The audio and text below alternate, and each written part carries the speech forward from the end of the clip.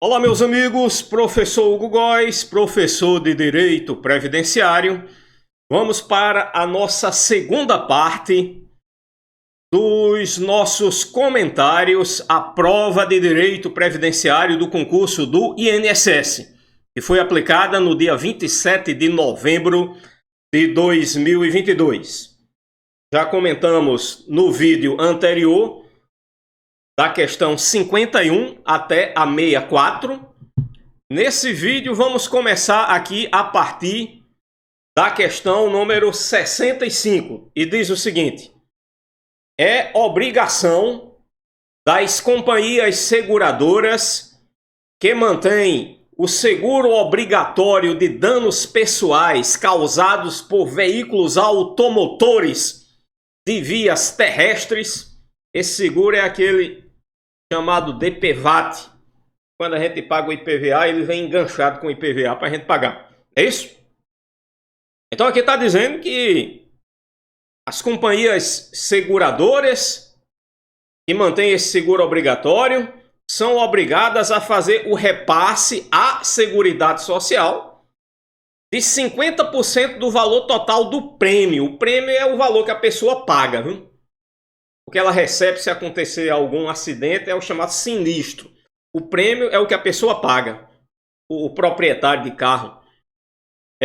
Então, aqui está dizendo que essas companhias seguradoras têm que fazer o repasse à Seguridade Social de 50% do valor total do prêmio recolhido e destinado ao SUS, Sistema Único de Saúde, para custeio da assistência médico-hospitalar dos segurados vítimas em acidente de trânsito.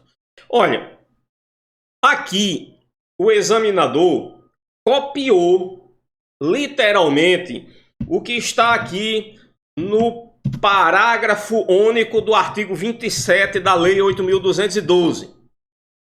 Copiou literalmente aqui, parágrafo único do artigo 27 da Lei 8.212. As companhias seguradoras que mantêm o seguro obrigatório de danos pessoais causados por veículos automotores de que trata a lei número tal, deverão repassar à Seguridade Social 50% do valor total do prêmio recolhido e destinado ao SUS para custeio da assistência médica hospitalar dos segurados vítimas em acidente de trânsito.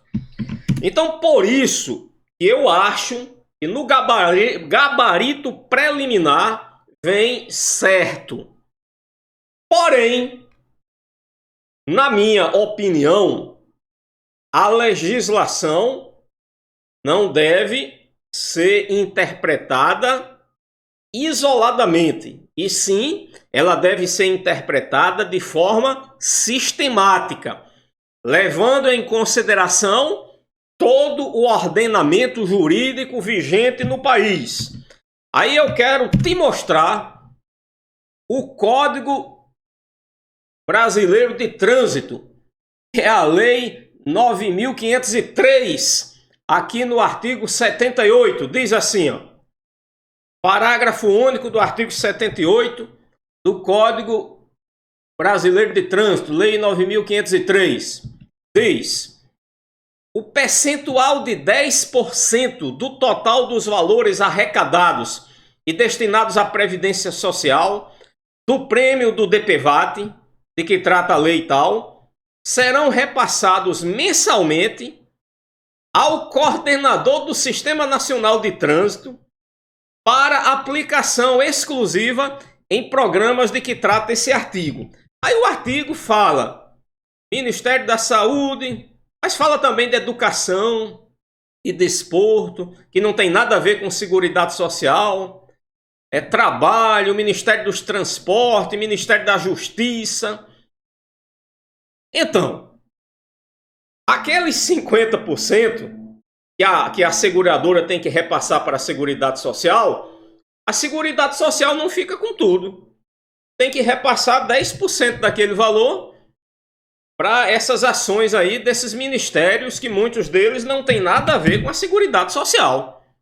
Então, você fazendo uma interpretação sistemática, você chega à conclusão que o gabarito da questão é certo.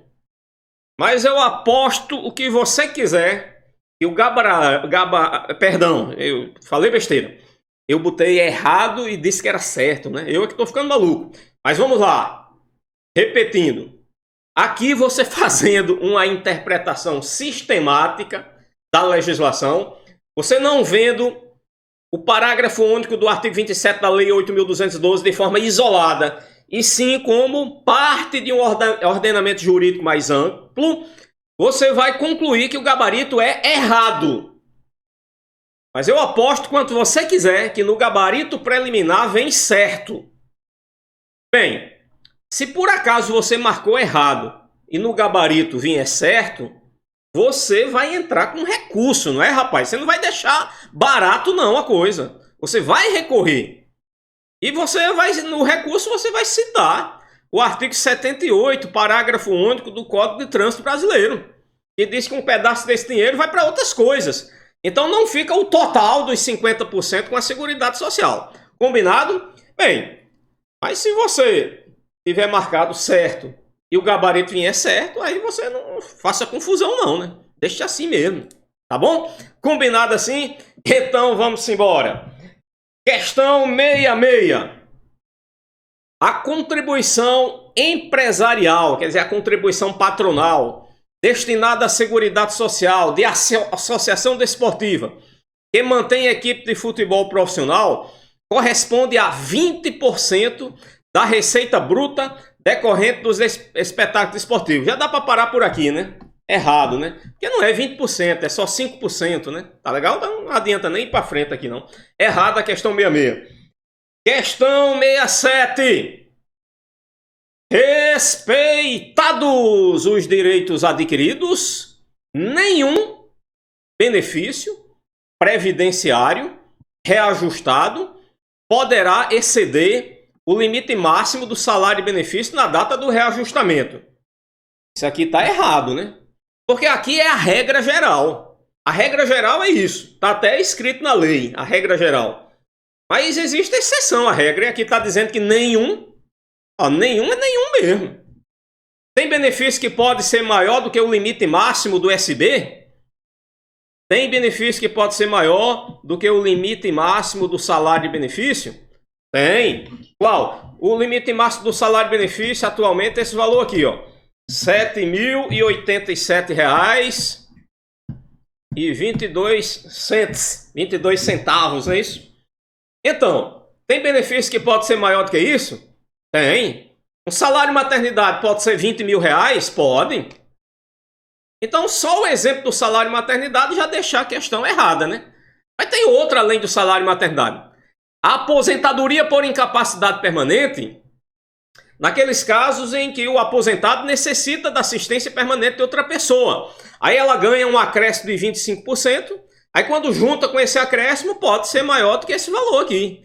Então, questão 67, gabarito errado.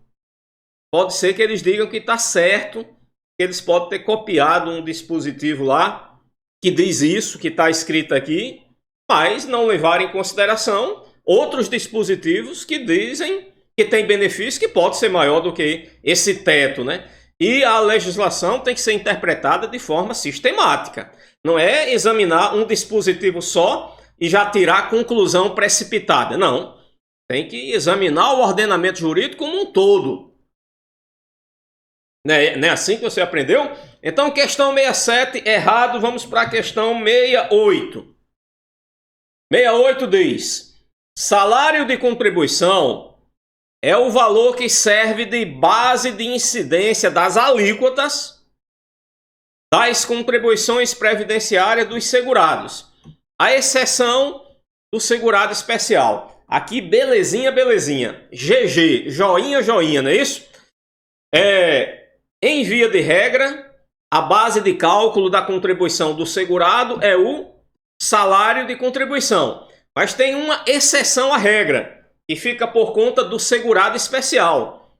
Em regra, a contribuição obrigatória do segurado especial não é o salário de contribuição, é o quê? É a receita bruta da comercialização da produção rural, não é isso? Por isso, a questão 68 está corretíssima. Vamos para a questão 69.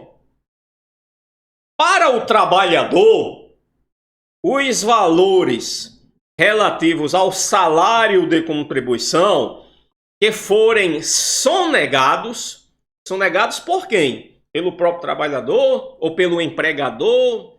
Não sei.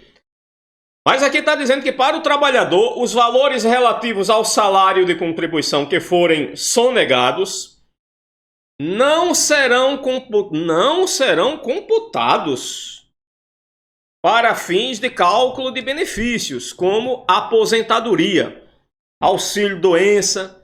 Aqui não era para ter usado o nome auxílio-doença, era para ter usado o nome atual, que é auxílio por incapacidade temporária, salário maternidade ou mesmo pensão por morte. Então vejam, para o trabalhador, os valores relativos ao salário de contribuição que forem sonegados não serão computados para fins de cálculo de benefícios, como aposentadoria, auxílio-doença, salário e maternidade. Olha, depende que tipo de segurado seja esse trabalhador. Se for um empregado doméstico, trabalhador avulso e até contribuinte individual que tem relação de trabalho com a empresa, porque a partir de 1º de abril de 2003, as empresas passaram a ser obrigadas a arrecadar, a descontar a contribuição previdenciária do contribuinte individual que lhe prestou serviço. Então, nesses casos aí, em que a obrigação de recolher a contribuição não é do trabalhador, porque a lei escolheu um responsável tributário para fazer esse serviço, que normalmente é a empresa para quem ele trabalha. No caso do empregado doméstico, o responsável tributário é o empregador doméstico. Então, nesses casos em que a lei elegeu um responsável tributário para fazer esse recolhimento, aí se o responsável tributário está sonegando a previdência, o trabalhador não tem nada a ver com isso. Aí a questão está dizendo que a contribuição que for sonegada não será computada. Não, isso está errado. Agora, se eu aplicar para o contribuinte individual que não tem relação de trabalho com a empresa, porque é ele próprio que tem que recolher, né? Então, se ele sonega e diz que não recebeu o valor que na verdade recebeu e não recolhe nada, aí ele vai se prejudicar. Não vai ser computado realmente para aposentadoria. Bem, mas como a questão está generalizando, está botando trabalhador de uma forma geral, e diz que se for sonegada, não será computado. Não serão computadas para o cálculo do benefício. Aí o gabarito é errado, né? Ele generalizou de uma forma geral. Aí está errado isso. Para empregado doméstico, trabalhador avulso e até para contribuinte individual que tem relação de trabalho com a empresa, mesmo que o tomador do serviço sonegue, não recolha nada, mas o trabalhador vai ter computado aquele valor no seu salário e contribuição. E aqui está dizendo que não serão computados para fins do cálculo de benefício. Então está errado. A questão 69 está errada. Não tem muito o que discutir, não. 69 errada. 70. O ano da Copa, que o Brasil foi tricampeão, com Pelé e um bocado de cara bom. 70. Em regra, o limite mínimo do salário de contribuição corresponde para os segurados facultativos ao piso salarial legal ou normativo da categoria. Essa aqui não podia alguém ter errado, não, né? Esse segurado facultativo é um cara que nem trabalha, né? Então ele não tem piso salarial nenhum, não. Quanto é o piso salarial do segurado facultativo? Não tem, ele nem trabalha. Ele não tem salário. Então, qual é o limite mínimo do salário de contribuição do segurado facultativo? É um salário mínimo. Não tem nada a ver com piso salarial. Então, 70 gabarito errado. 71. Quando a remuneração do trabalhador avulso em determinado mês não alcançar o salário mínimo, ele poderá complementar a sua contribuição visando o cômputo da competência desse mês como tempo de contribuição. Aqui o gabarito é certo. No nosso curso de Direito Previdenciário, no módulo 22, onde a gente estudou a IN 128, eu acho que eu gravei umas 3 aulas de 30 minutos cada um só falando sobre isso. Porque a IN 128, ela pormenoriza muito essa questão, né? Que isso aqui é uma novidade trazida pela Emenda Constitucional 103, né? Trabalhador que recolhe sobre um valor menor do que o salário mínimo, se ele deixar assim mesmo, não fizer nada, aquele valor não vai contar como tempo de contribuição para ele, não vai contar como carência, não vai contar para nada. Mas ele tem 3 alternativas. Uma das alternativas é fazer a complementação, que está dizendo aqui na questão.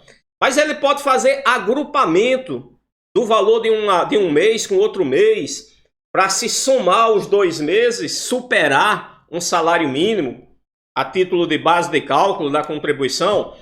E ele pode também até usar o excedente de um mês e transferir aquilo que está excedendo em um mês para outro mês, para suprir aquela deficiência de valor que tem lá no outro mês. Ele tem essas 3 alternativas, né?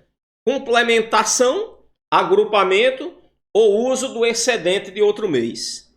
Mas aqui a questão falou em complementação e diz que o trabalhador avulso pode fazer isso. Se por acaso num determinado mês ele contribuiu com um valor menor do que o salário mínimo, ele pode fazer a complementação. Então, 71, o gabarito está certo. Vamos para a questão 72. 72 diz assim: o limite máximo do salário de contribuição será atualizado sempre que ocorrer alteração do valor dos benefícios previdenciários. Isso aqui está certo. Toda vez que o benefício previdenciário for reajustado, o limite máximo do salário de contribuição também é reajustado. Isso está lá num dos parágrafos do artigo 28 da Lei 8.212, né? Que diz que o salário... artigo 28, né? O limite máximo do salário de contribuição, lá ele diz que é 170 mil cruzeiros, né? Mas aí diz que esse valor será reajustado na mesma data e pelo mesmo índice de reajuste dos benefícios da Previdência Social. Então, questão 72, certo? Vamos para a questão 73. Cabe ao INSS acompanhar a arrecadação das contribuições sociais e das contribuições instituídas a título de substituição. Olha, aqui eu marcaria errado, porque essa parte de arrecadação, fiscalização de contribuição previdenciária, desde 2007 que o INSS perdeu essa competência. Atualmente essa competência é da Secretaria da Receita Federal do Brasil, RFB.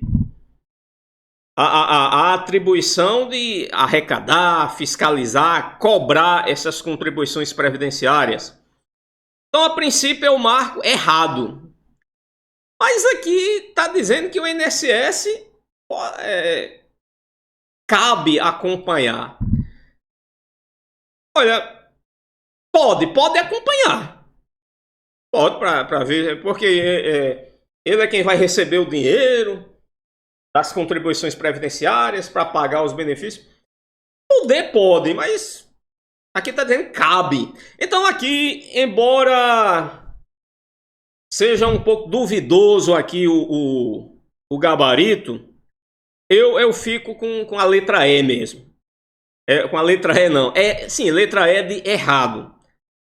Questão 73 está errado porque a competência para arrecadar contribuições previdenciárias não cabe ao INSS.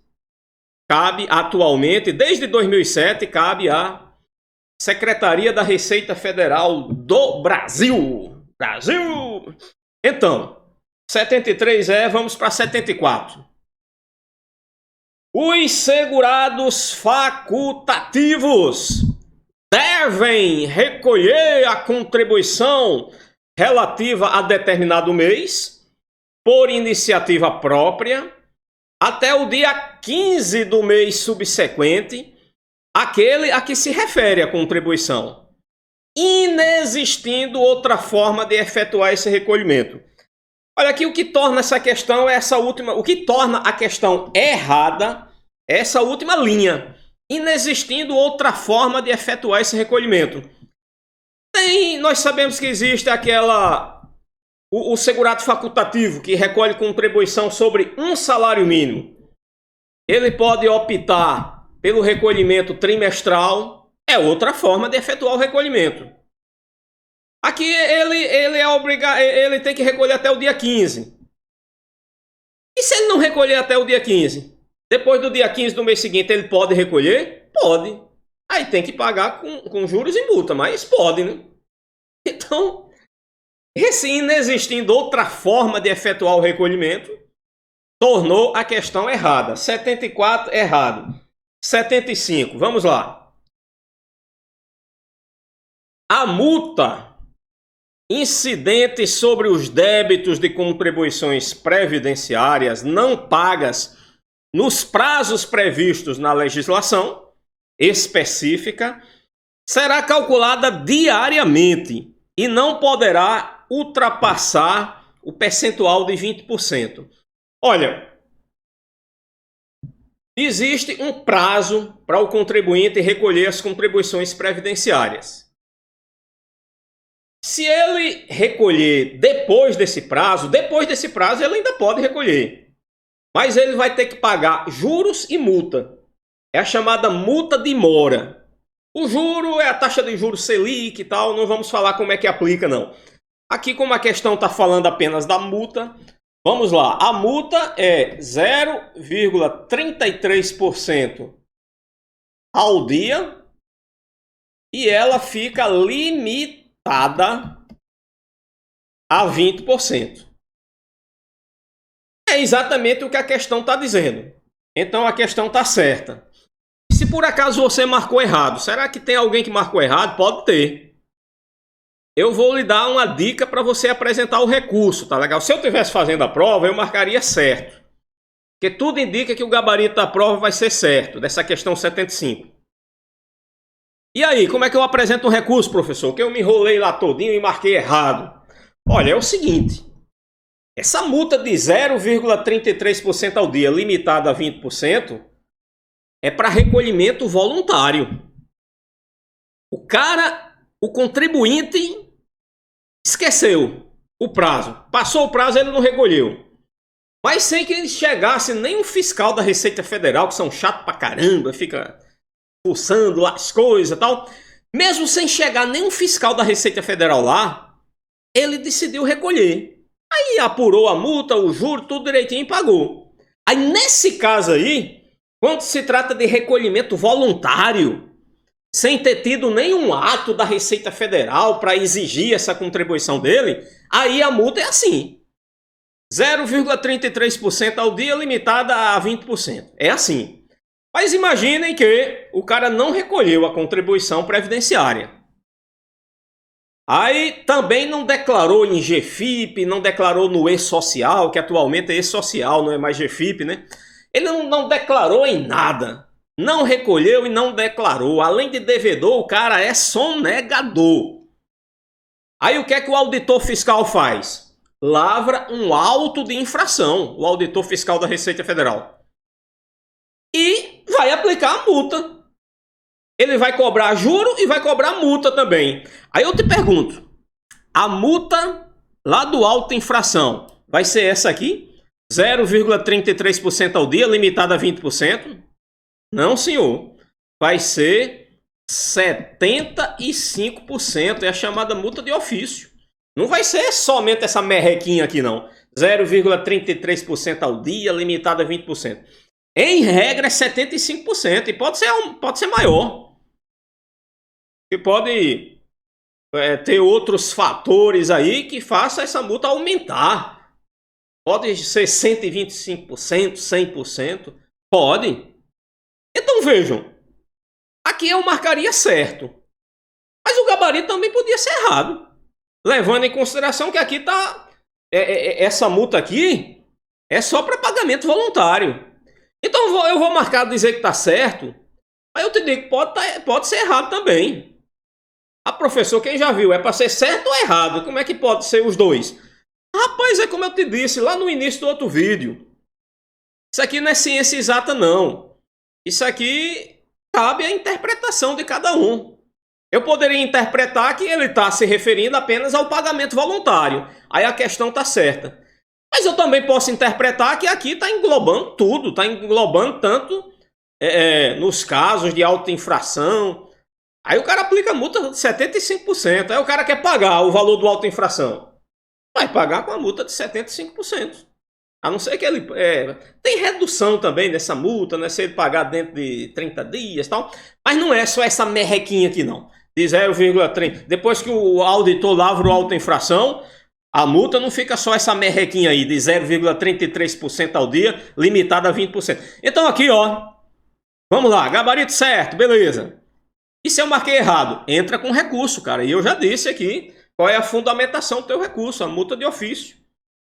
Tá legal? Então vamos embora. Se você quiser, eu lhe ajudo a entrar com esse recurso aí. Se você errou, obviamente. Se você acertou, fica calado, né?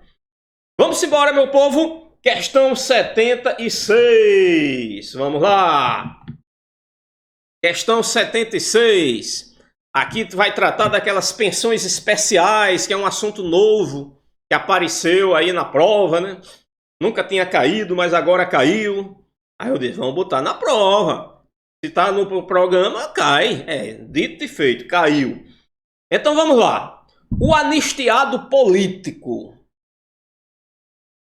Os cabas que tem mais direito no Brasil, esse povo aí, os anistiados políticos. Que durante algum tempo ficou exilado no exterior em decorrência de ameaça de punição por motivo exclusivamente político, poderá usar o tempo do exílio como tempo de serviço para efeito de aposentadoria, independentemente do recolhimento da contribuição previdenciária referente ao tempo no exílio. Isso aqui está certo, e se está lá na lei dos anistiados, que é a lei 10.559. Deixa eu pegar ela aqui, né? Deixa eu ir logo apagando uma lei aqui que eu não vou precisar mais. Vamos lá, lei 10.559.